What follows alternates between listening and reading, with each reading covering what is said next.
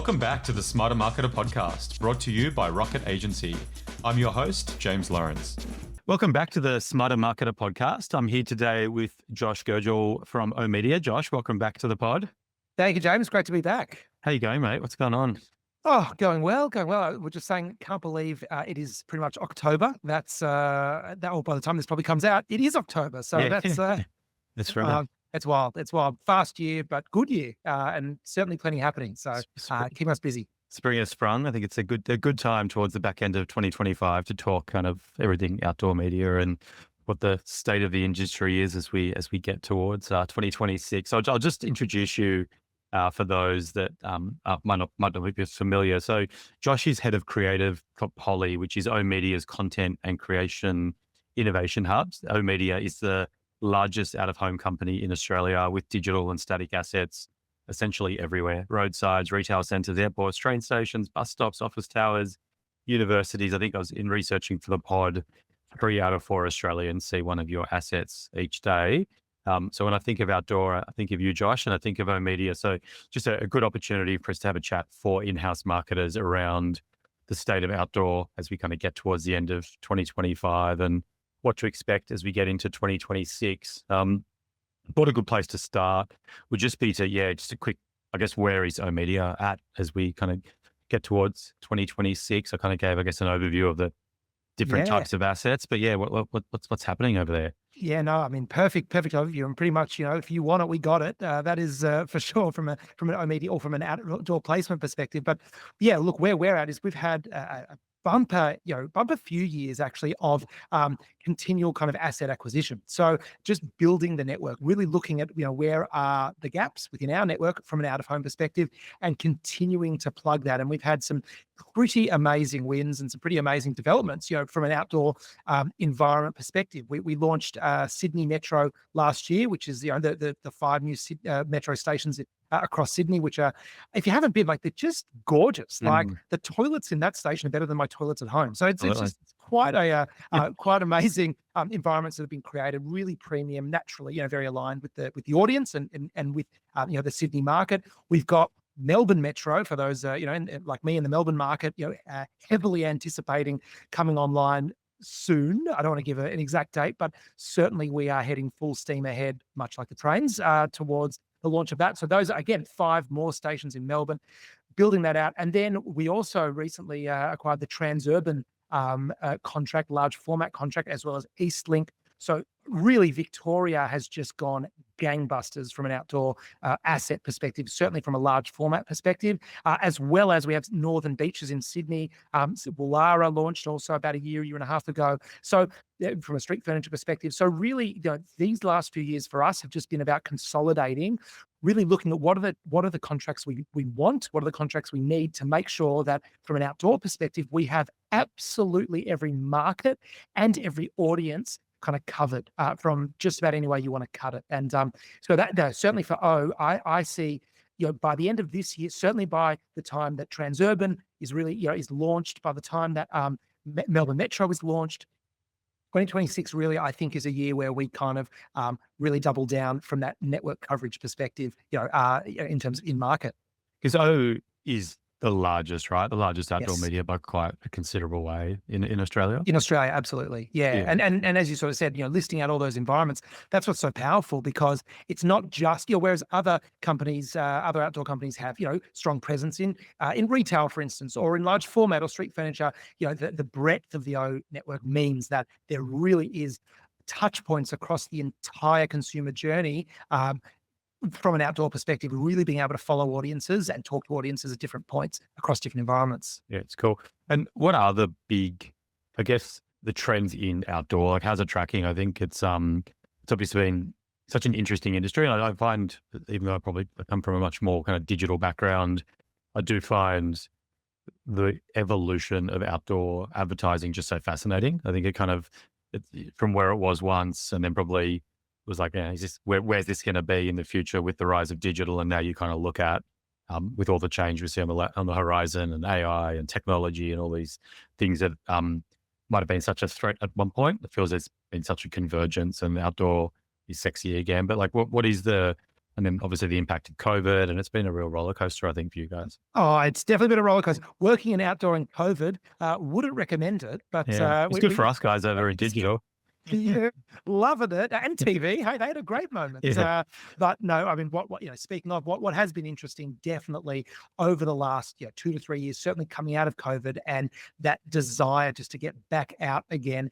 And as you know, as you say, as behaviours now change again, as digital we know still has such a strong proliferation. But what we're seeing from a broadcast perspective, where digital we know plays so well in the performance or in the kind of lower funnel aspect, from a top of the funnel, above the line broadcast perspective, we really are seeing just out of home continuing to take what we believe is its rightful share, and certainly off other broadcast channels, where because of natural behavior change. But the fact is, unlike in COVID, essentially out of home doesn't depend on specific consumption behavior.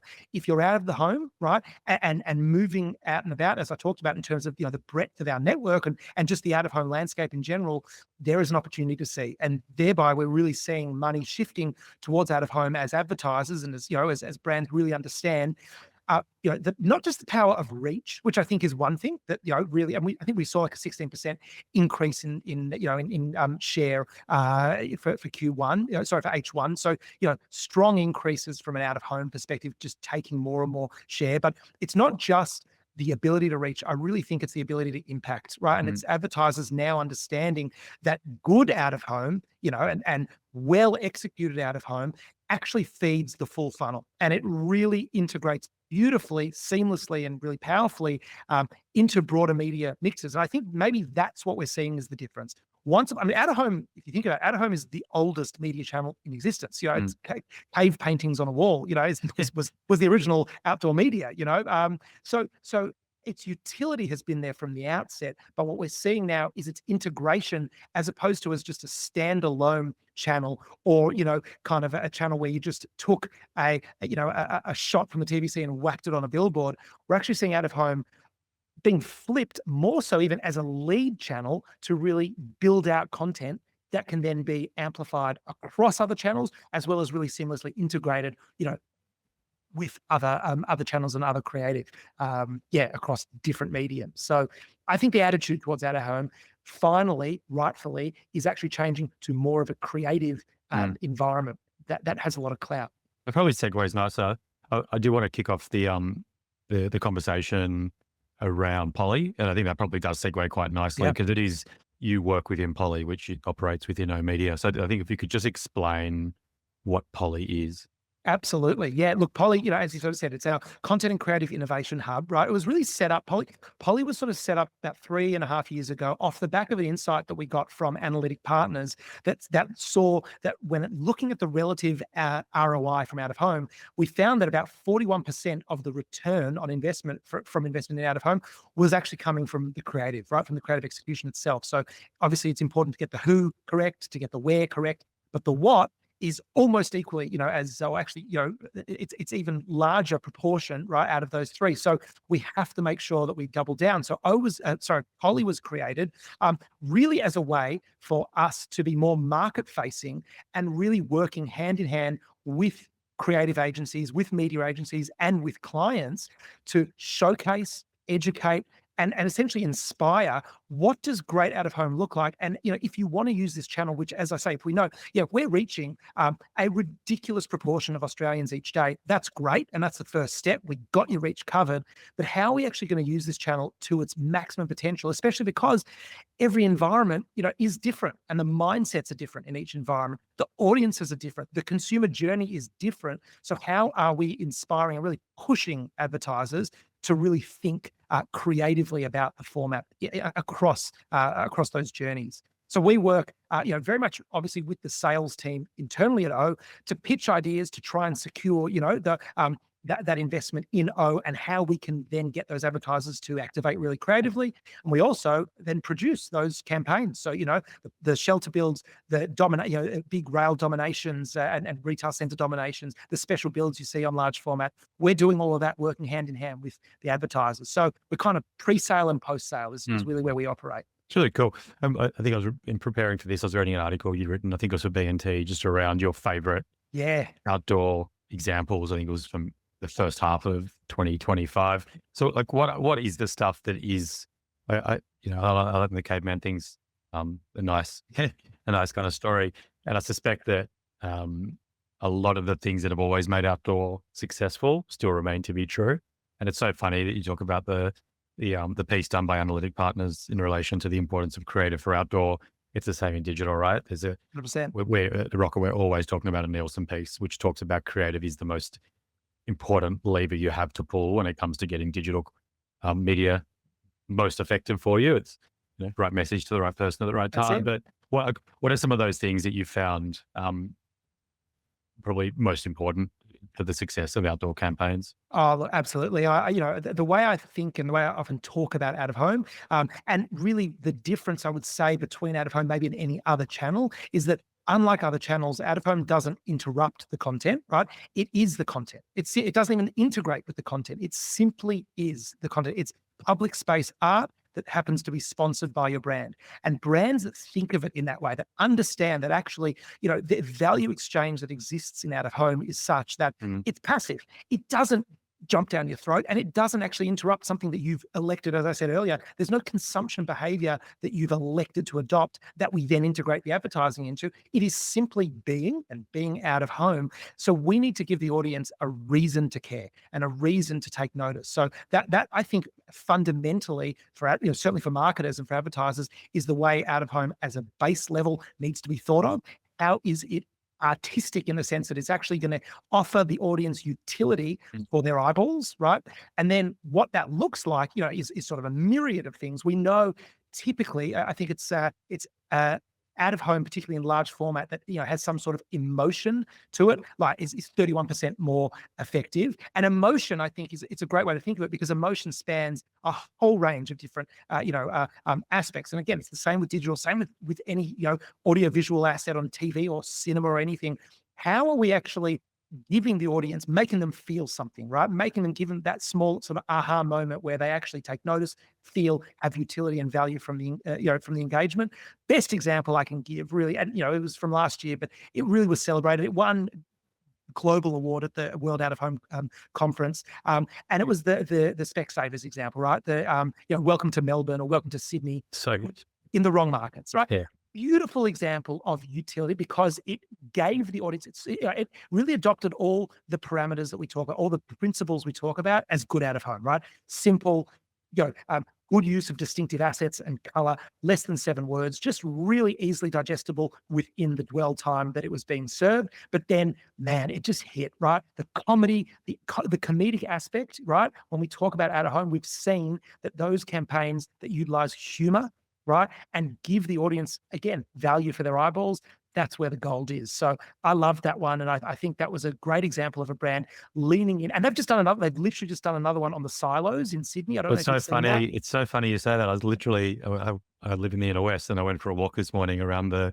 the saw it? Glebe foreshore, and I kind of looked up and I was like, "Hang on, what's going up?" Because we're talking about the Uh, massive billboard on the Anzac Bridge, which is kind of the what do you guys call it? You've got a it's name for called it. the Glebe The Silos. Glebe Yeah. Silo, and it's I think correct me if I'm wrong. It's the most expensive outdoor asset in the It's country, the or biggest in the Southern Hemisphere, actually. Yes. So yeah. it's definitely it's a banger. It's an And absolute banger. Specsavers have taken it over with essentially should have gone to Specsavers cut in half. So you're struggling to read it, but then you're like, hang on, you kind of got me on that. So it's a So I love that because what I love about Specsavers and what they're continuing to do, is just it's like what Mark Ritson says. Like, there's no such thing as creative wear out. They've nailed a fantastic creative territory, and that is embedded not just in the minds of Australians, but I think in Australian culture by now, and global culture. It's a global campaign, but they've just embedded it so well through consistency mm, and through iterating that same creative over and over again. And we know, like when it comes to creative resonance,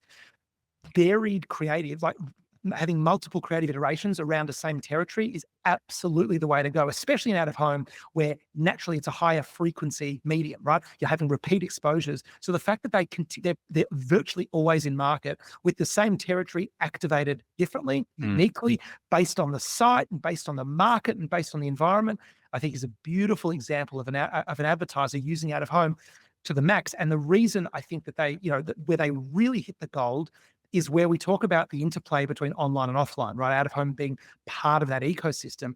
That's where the real power is, I think, when you create something that is of such value to consumers because of its comedic or its entertainment or its emotional value. They pull out this bad boy, right? Mm, And that's where I think the real power is, because just like you know, you noticed it on your walk, right? It's giving you something. We see that if it's worth it, people will snap, they will share, and they will feed that online offline content loop. And that's what I think they've done really beautifully. It gets obviously naturally PR'd broadly, you know, but mm. certainly within certain, you know, marketing circles. But I think it's when it's good enough, that's when it transcends. I have friends sending me photos of Specsavers or of other great campaigns because they've noticed it, and you know, and it's worth sharing. So I think it's a great example. It's so true. And we had Paul Sinkinson on the pod from Analytic Oh Partners a yeah, while back, and he just so echoing what you said, which is we as marketers have this tendency to we take stuff out of market because we're sick of it, yeah. and it doesn't really exist. I think I can't remember the exact data set, but it was kind of hundreds of thousands of pieces created they've analyzed, and only like 3 of them had ever really worn out. And it does echo the Ritson thing, right? Which is just when you're ready to give up is just it's when you're just getting traction. It's just starting to resonate, Yeah. exactly, you know, and as I say, out of home is the perfect format for that because, you know, you do have that ability to repeat you have the ability to prime and then the ability to activate on top of that priming, right? By, you know, through repeat exposure. So it's staying the course, you know, we've seen another beautiful example at the moment is Bank West, I think, with their Just Enough Bank. Like that came out and they came out with just that territory, right? Just Enough Bank with the kind of the circles, the squares, you know, the shapes. And it was interesting, intriguing, and kind of cool. And they could have very easily had that for a month in market and then moved on and whatever, you know, but they have doubled down and gone so contextual with that execution and mixed it up with so many creative iterations now per market, you know, that it's now actually cutting through even further and resonating because again, it becomes part of the landscape. And I think that's what advertisers need to think about is at home is embedded naturally into the natural landscape. So if you are good enough and if you can create something that is worthy enough, then it actually becomes part of the city and part of the landscape and part of people's everyday. And that's when you get in the minds of consumers, when you are literally part of their lives every day, not interrupting, but just seamlessly integrated. So Mm. another beautiful example of that. And we've spoken previously just around context, like just context Yeah. being so important, and also something that you can be so. I don't know, playful is the wrong word because you can be playful, but I think you can be a whole range of different things with context in outdoors. So maybe some examples in the last year or so of kind of how some interesting campaigns and I Yeah. guess the levers you have to pull now, which you might once not have had. Yeah, I mean, look, one of the most beautiful examples, and it's global sort of award winning, because you know we know that context, you know, has been around for a while, and it's that ability to just you know marry up the environment, or the context through which the audience are consuming with you know with the message itself. So that can be anything from weather to time of day to you know traffic API feeds, and we've seen some really nice integrations, you know, from a data perspective across those sort of different aspects. One that I've loved though, really where the audience behavior in that environment, right, is then mirrored through the advertising. It was a beautiful example. I think I put it in my my top campaigns from this year, and it actually won a Cannes Lion. I think a gold lion was the Kit Kat example in rail. And again, that's you know this beautiful example where they married up. It was rather there was street, there was rail, a few different environments, and they used images in those environments, right, of people essentially replacing their phone with the Kit Kat, right? Take a break from your phone was the message, Mhm. and they replaced. It was so simple. There was no text. There was nothing. It was just the person showcasing in that environment, right, the normal behavior, which would be to be standing and scrolling on your phone, but the whole message of remove the phone, have a break from it, have a Kit Kat, and with that same beautiful shape of the Kit Kat, replacing that with the phone was a really nice example because it almost transcended context. It was context at such a level that it was just so embedded in human behavior. And I think that, you know, it was Mm. a really nice example. And again, it adhered to so many of the principles that we talk about of simplicity, of inviting the audience in and activating their imagination. Don't oversell. Don't put 100 QR codes and subheadings and subheadings and subheadings and URLs and website, right? Just give your message and distill it to such a level that, as you say, is contextual so that it gives them that aha moment because it's talking to me in my natural environment, but it does it in a way that is artistic, and is really thought provoking as well and shareable. And that's again the power of And that. It's shareable because it's noticeable and it's gorgeous. can you dig further into the simplicity angle? Because it is Mm. something which I think often temptation is we're spending all this money on outdoor.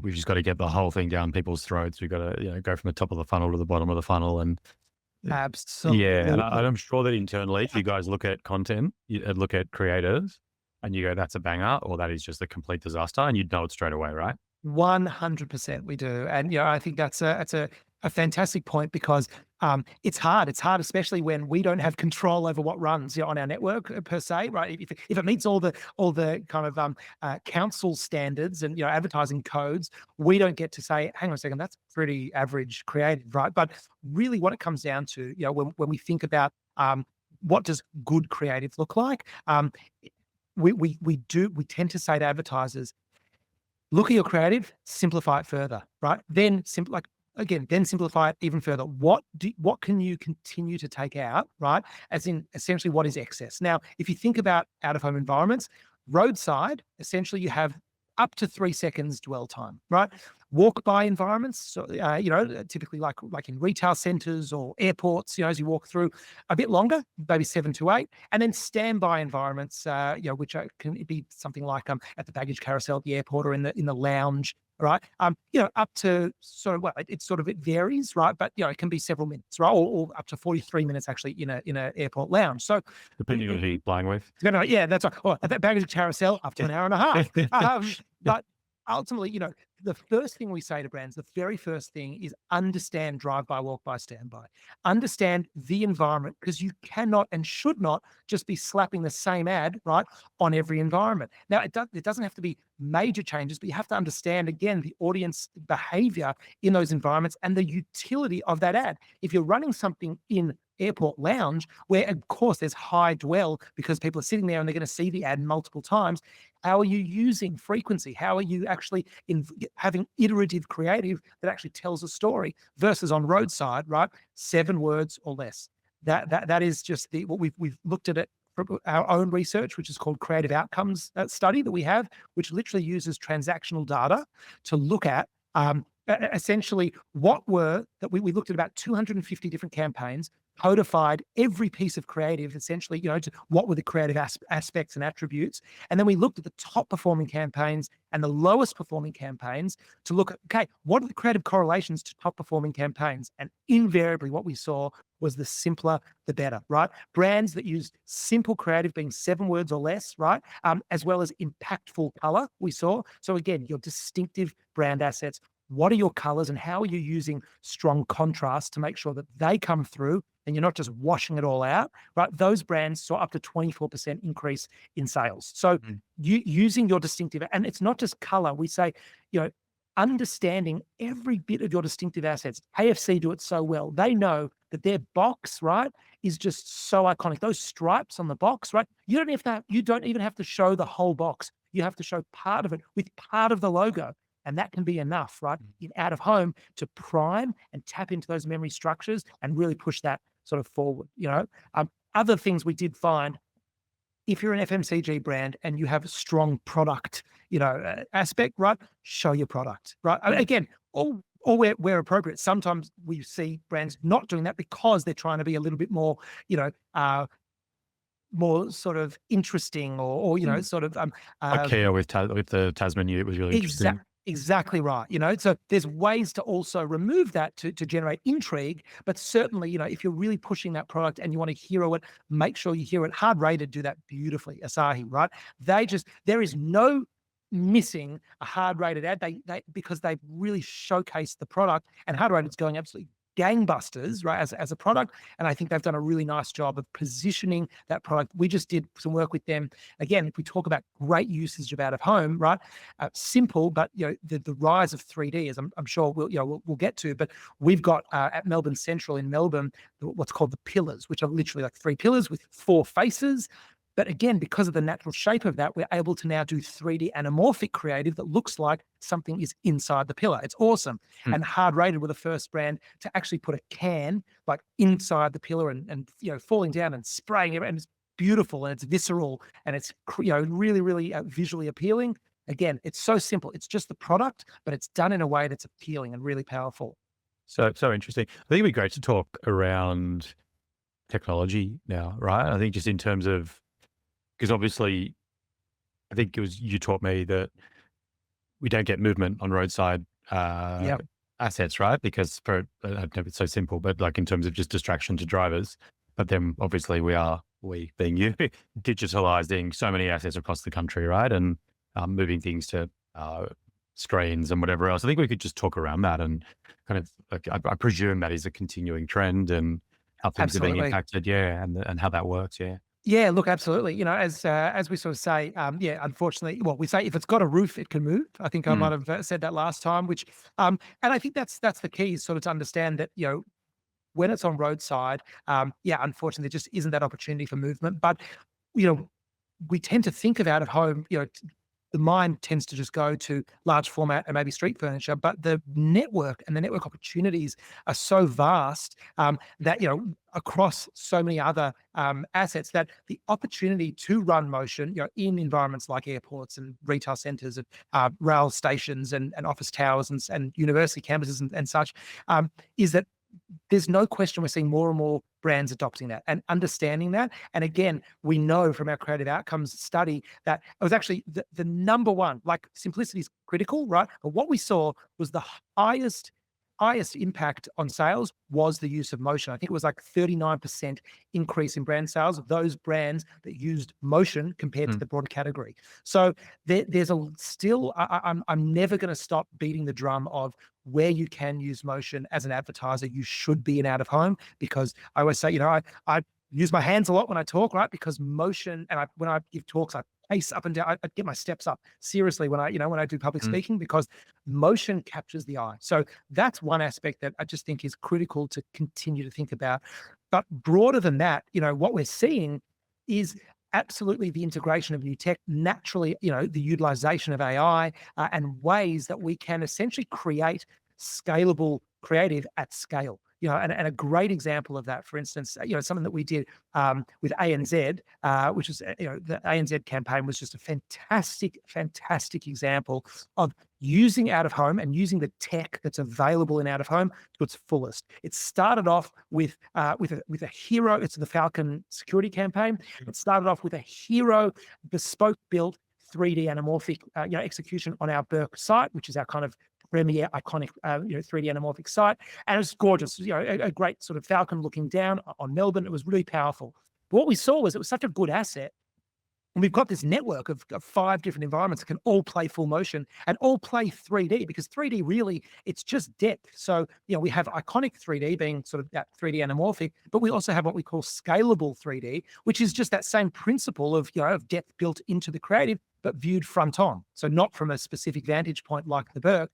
So Mm. what they did, they were the first advertiser to take that anamorphic creative, repurpose it from a scalable front-on perspective, and deploy that across our entire motion-enabled campaign. So you had iconic anamorphic, creative. You had broadcast scale. Then what they did is they built in a further aspect to the campaign, which was utilizing what they an internal, actually just an internal microsite they built, which was a doppelganger function, which would essentially create your doppelganger falcon, like what you would look like as a falcon. Mm. So we got wind of that, and we're like, hang on, guys, let's work together. Let's use this in public. So we then created essentially, an AI driven campaign where you could scan the panel in across, rail stations and a bunch of different environments, go to that microsite, get your Falcon doppelganger taken, and then re-upload. So essentially, using AI, it would generate your Falcon and then upload that to that same panel, so you could then actually broadcast your Hmm. own doppelganger. So building in that interactivity and using the tech, the ability to scan and then upload in real time, and using AI to generate that content at scale, was a really, I think, a great example. We actually just won an MFA award for that campaign because of that deep integration, of all those aspects, as well as They also did an Australian Open sponsorship to really top it off around that time of year. So in out of home. So yeah, really good utilization from content, to 3D, to just scalable, creative. It's really cool. And I think it was in the article you prepared was the example of British Airways in the UK of Ah, yeah, maybe you're better positioned than I am to speak to it. Oh, I mean, look, love, and that's really been the toast of. I would say that's the toast of out of home for the last few years, and the reason is because it really does sum up everything we've kind of talked about and everything we talk about, out in market. Which, as I've said, is that ability to just generate intrigue and get people sharing and get people talking. And what I'm loving seeing, it was the same with the Kit Kat example. There's been several different examples. I mean, Macca's, another one of my absolute favorites from this year, has been the McDonald's Wingdings campaign. But what British Airways has done is show, I think, advertisers that you can be subtle, you can be intriguing in out of home. You don't need to oversell and let the audience do the work for you. And that was where they only showed part of the logo, really, really kind of captivating visuals that really invited the audience in. But it was enough because the brand was strong enough, right, that there was enough priming for the audience to really immediately understand what it was about, right? Because the brand is so embedded in culture. What McDonald's did with their Wingdings campaign, it's genius. It was for their McCrispy launch. Was essentially they just had hero billboards around town with literally a coded message in Wingdings. And sorry, it wasn't for the McCrispy, it was for the McWing Yeah. launch. Apologies. So using Wingdings, obviously, they had, in the iconic um, red and yellow with a couple of Macca's logos throughout the Wingdings message. That was it. So again, it was using that same mentality of invite the audience in, get them talking, get them sharing. Naturally, Reddit went off the hook with trying to decode this, Mm. and immediately, quite quickly, it was decoded as peak chicken is upon us. But I love that they weren't overselling. If anything, they were massively underselling, right? But using their distinctive assets because it was so immediately identifiable as Macca's, Yeah. but giving the audience a reason to engage, a reason to care, and a reason to share. That's set. I think British Airways has really set the tone for a new wave of advertisers. Really leaning into that. Popeye's Chicken in the US did the same thing, only showing little bits of their brand, but it was immediately identifiable. But if we could just maybe for listeners know who I'm watching in terms of that British Airways campaign, maybe just describe it for those that haven't seen it. Yeah, absolutely. I mean, it was literally just a person peering out of a window from within the plane with just a little bit of the British, logo, sort of cut off, right? So you could kind of see a bit of a BRIT, but again, we talk a lot about typeface. I cannot stress the importance of typeface as a distinctive asset and in out of home because it's immediately so identifiable. And the fact that their logo, their typeface is very unique and distinctive to them and their brand, how their brand shows up, it was enough to just show a little bit of that typeface with that person peering out of a plane to Mhm. just show, oh, and they had no text. That was it. There was not even a tagline. It was just inviting the audience to kind of wonder in the same way as that person was peering out, out of the plane at what was, clearly what wondrous around them. So I love their use, and I love what we see. Barbie did it a few years ago with just the pink, right? Just pink with the date, but the date was in their typeface. I Yeah, mean, they that's could have right. used Comic Sans or Times New Roman, but they Yeah. used their typeface. So again, it wasn't an ad for Dulux paint; it was an ad for Barbie because the memory encoding and the brand cues were there enough between the color and the type. Does speak to the power of brand and distinctive assets, doesn't it? Just that you can have Huge. a color and some numbers in a font and you know what that means. It's that, and people often ask me, "Oh, but what if my brand's really small? What if we're not established?" And that's why I say I get it, right? Like, there's two ways to think about it. You can do something really intriguing that's going to get people searching, right? And we tell brands, don't put a search bar, don't put your URL in your ad, right? If you talk about simplicity, don't overdo it. You don't need to put your URL. If your brand is clear enough and if it's intriguing enough, people will search, right? So, for small brands who don't have that brand equity, you can do something, right, that's going to get people searching. Or, the British Airways approach maybe isn't for you yet. Invest in, as we say, having really distinct product in that, clearly and enticingly and emotionally present in that ad to to prime audiences and build that product and brand in their minds so that one day, naturally, you can then play in that same realm of Barbie and British Airways and Macca's and, those hugely, and KFC, huge, huge brands that have that brand equity. Yeah, for sure. And what else are you seeing with technology, like integrations and just the general state of the way that outdoors moving? Look, we're eagerly awaiting the arrival of Move 2.0, which is our, which is essentially the audience, essentially the medium measurement system, right? And the common metric that will be across metro and regional assets, right? In a way that really makes out of home, essentially brings all suppliers into parity, right? And becomes more measurable, more accountable, right? So that's probably the biggest development that we are awaiting, is that, because, currently it's just been just a little bit more fragmented. Some suppliers are in Move, some are not. Regional assets aren't, but metro assets are. So that's been, excuse me, quite hard, to kind of have that parity and have that common source of truth. So once that comes in, it's likely to come in sort of probably early next year. That will be quite a game changer, certainly from a planning and buying perspective in out of home. But what we're still sort of seeing, I know, sort of internally, even at O, like a lot of investment, naturally, a lot of development happening just in how are we automating, right? How are we making it easier for our customers to buy? And that's certainly a huge development area. I think to just you're not seeing self-service platforms and that sort of thing just yet. I think that's still down the line. But really using technology to ensure that the customer experience is really seamless is definitely a big focus. Because like the vision, without giving anything away, the vision would be to move all sites to digital, right? With the exception of ones that, for whatever reason, No, can't be. no, No? definitely No? not. Okay. No, absolutely not. I mean, the digitization has been huge, right? Yeah. Obviously, and continues to represent increasing, revenue, and increasing share of overall revenue. But absolutely, there is a place for static, and I think Okay. that's really, really critical. Just understanding the roles that digital and static play. Digital obviously gives you that creative flexibility. It gives that ability, to buy programmatically for inventory that's unlocked and it has programmatic slots.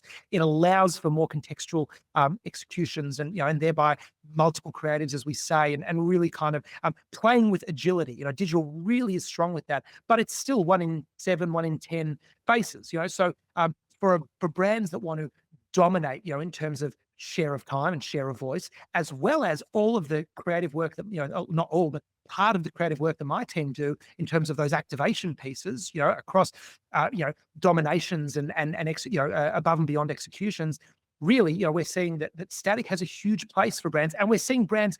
We've seen insane year-on-year growth when it comes to particularly retail and rail dominations. Right, brands wanting to immerse audiences in their brand in physical space. You cannot get closer to a brand than when you are literally walking through them Mm. and an experience that they have created for you. And Yeah. we saw that early on in the year with Netflix for apple cider vinegar, where we set up, it had a huge domination all through Parliament Station, but then we set up like essentially a man or human operated vending machine where people could literally go and get one of these sort of special kind of cleansing juices, and just a little, I say human operated because unfortunately we weren't able to get permits for a automated machine. So there was literally a human sitting in there all day. Not a great way to make a buck, but hey, good on them Yeah. for doing it.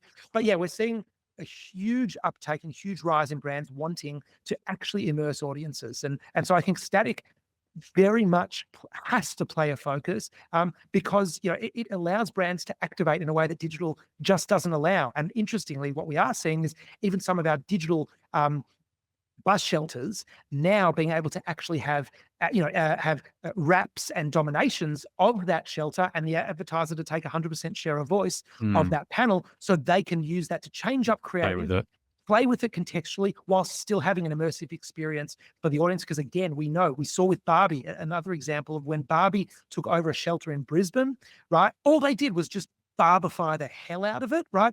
And literally hordes of people, of influencers who are also people, coming down, right, to just snap photos and share. So those opportunities for brands to show up as public space art, they will remain because they have to. That's really powerful. Is there any kind of data on Because a knock on digital has always been that if someone sees an ad on TV, it's seen as premium space, difficult to buy, whatever else. Digital ads can be seen as plug and play. Anyone can buy an ad. There is a kind of uh, transitory nature, right, to a digital ad that kind of moves through 7 seconds, 10 seconds, flip Sure. to the next brand versus, yeah, a static site where that advertiser has gone, we're taking this for 2 weeks or a month. Like, is there any data around static ads potentially being more premium or having more cut through or whatever it might be? Well, what we have seen again with analytic partners, and we talk a lot about blend is best, right? So they looked specifically at different campaigns with different blends of assets, and ultimately what they saw was the most powerful campaigns driving ROI were those that included both digital and static more than digital alone. So they actually compared it to digital alone, um, and I think that again speaks volumes. It allows the static right to do your heavy lifting, to do your 100% share of voice, right, over a 2 to 4 week period, and then allows your digital to really plug in and be more contextual and allow them to kind of, again, change up the creative and be really agile with it as well. We've also seen, just separately through our creative outcome study that those brands that have done special builds and certainly that have done dominations also saw uplift, sorry, in brand sales again because of just the rhyming that goes on with those environments. And as I said, the immersion. So interesting. It's 2025, so it would be remiss to not ask an AI question, on Yeah. any marketing topic or any business topic, probably for that matter. But what are you seeing out there with the impact of AI on your industry? Yeah, as I sort of said, I think I've probably kind of touched upon it in terms of the ANZ sort of campaign. The Yep. ability to now use AI to generate creative at pace, right, and at scale. So rather than necessarily having to and in real time, I think that's probably the biggest one. Rather than a creative agency or internally at Poly having to slave over, multiple creative iterations, per se, the ability now, through dynamic creative serving and through the integration of AI, as we saw with the doppelganger to be able to kind of offer greater utility to audiences through multiple creative at scale and volume, I think is a huge way that AI is contributing from a creative perspective. And look, I think naturally as well, just in probably the same way as it's operating across the wider media landscape, just continuing to start automating certain aspects, of the buying of the reporting process, and just ensuring that we're meeting the market demand in terms of speed. I think that's a big one and sort of a big way that I think naturally AI is proliferating across the wider industry, certainly not just out of home. Yeah, for sure, sure. And I think it'd be good as we wrap up. Where are we headed? So if we, 10 years into the future, what does outdoor look like? We've gone from the cave, however Yeah. many tens of thousands of years ago. Well, where is it headed? And I imagine there's probably markets abroad that you look at and just go, wow, there's just crazy stuff happening here. What's your view of it? Uh, What it's a what changes and what stays the same? it's a great question. I think when you do look abroad, you can see some pretty amazing examples. I was just in Times Square not long ago in New York, and that was a real watershed moment for me just because I obviously have been before and I love Times Square and it's so iconic. But what it really showed me was that actually Times Square is so much more, than just a tourist attraction. What it essentially is it's a tourist attraction centered around out of home. Like Mm. as in people are going there specifically to consume the out of home. Like how unbelievable is that? Again, back to that notion of out of home doesn't interrupt the content, it is the content. So it can create actual content, entertainment, and experience in public spaces when done really well. And there's like 83 minutes average dwell time in Times Square. So people are immersing with brands. And I think we've seen with like Riyadh Times Square, we've seen with certainly the Las Vegas Sphere, I think is Mm. another perfect example maybe of where it's heading, where you can create particularly incredibly rich digital experiences in the public domain that integrate content and advertising, which also, as I say, is the content itself, right? And create these iconic landmarks, right? That double, as public space utility, public space entertainment, as well as incredibly powerful, immersive, branded experiences. So I definitely see more. I see, the success of certainly of the Sphere and of the Outer Brain in London. Again, an incredible immersive like cube that's just been created solely for like public space art mixed with advertising that people can go to and experience.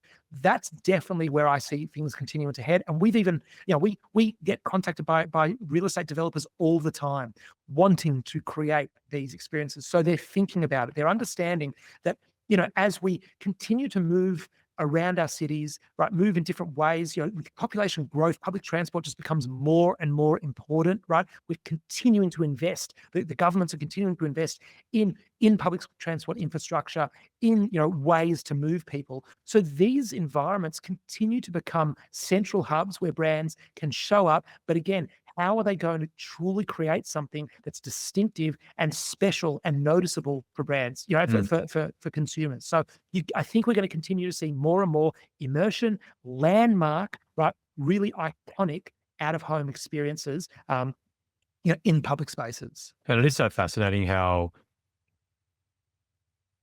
that integration then with digital and shareability and the tail of all of that. Like I've been to Vegas, but not since the Sphere was built, and the amount of content that I've absorbed online from different brands and different events, sharing It's content, distribute a cat, like a lot of the pieces we've totally. talked about today, that so much stuff is getting shared and it's so much bigger than just the kind of impressions each day on the actual sites. And I think that is my other the other aspect to it is as technology, as humans and technology continue to integrate further and further, it becomes easier and easier and easier to capture and share and consume content. And I think we cannot underestimate the power of great out of home feeding and being an integral part of that content loop.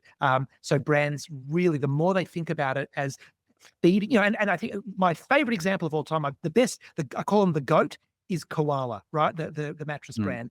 They just fully understand that out of home is a content channel, and they use great out of home to capture people's imagination in the public space. But man, do they use that to drive earned coverage as well as owned social sharing. They share mm, everything across their socials, and they just use their great pro shots of their campaigns as further content to feed the online loop. So mm. that's only going to continue as content sharing and consumption becomes further seamlessly integrated into our lives. Awesome. Josh, it's been awesome to talk all things outdoor. I love chatting to you every time. I think it's such a, I don't know, as a marketer, I think I'm, obviously have such an interest in outdoor, and I think it is such a fascinating part of marketing and kind of brings together so many different facets of the industry we love so much. And Matt, thanks for coming back onto the pod. Anytime, James. Thanks so much and love your work. Thank you for Thanks, having mate. me.